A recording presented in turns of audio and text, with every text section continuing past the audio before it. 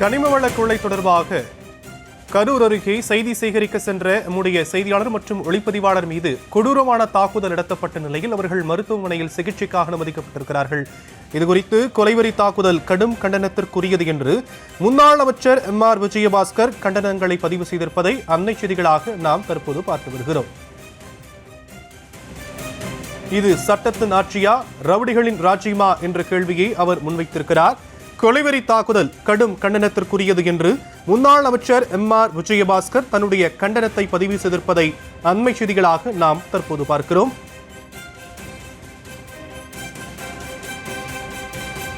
கூடுதல் விவரங்களை நம்முடைய செய்தியாளர் சுப்ராம் வழங்க நாம் கேட்கலாம். சுப்ராம், விவரங்கள்.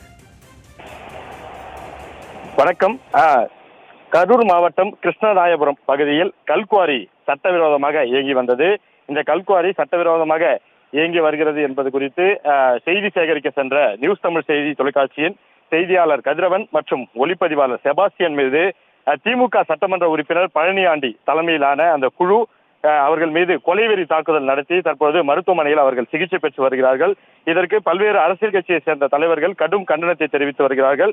அந்த வகையில் அதிமுகவுடைய மாவட்ட செயலாளரும் கரூர் மாவட்டத்தைச் சேர்ந்த முன்னாள் அமைச்சர் MR விஜயபாஸ்கர் தனது கண்டனத்தை தெரிவித்திருக்கிறார்.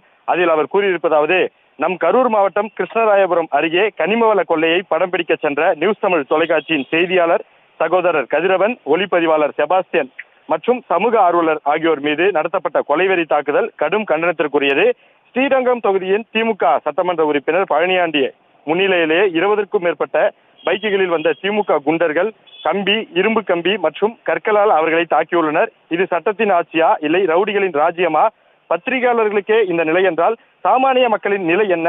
இந்த விடியா திமுக ஆட்சியில் தமிழகம் முழுவதும் சட்டவிரோத மணல் கொள்ளையும் கனிம வள திருட்டும் தொடர்ச்சியாக அரங்கேறி வருகிறது.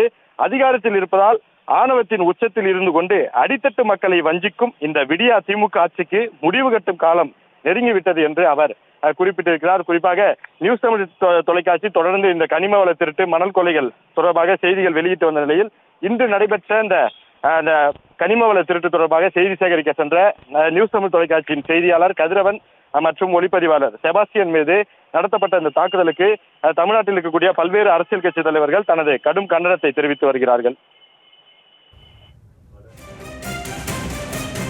விரிவான விவரங்களுக்கு நன்றி சுப்ராம்.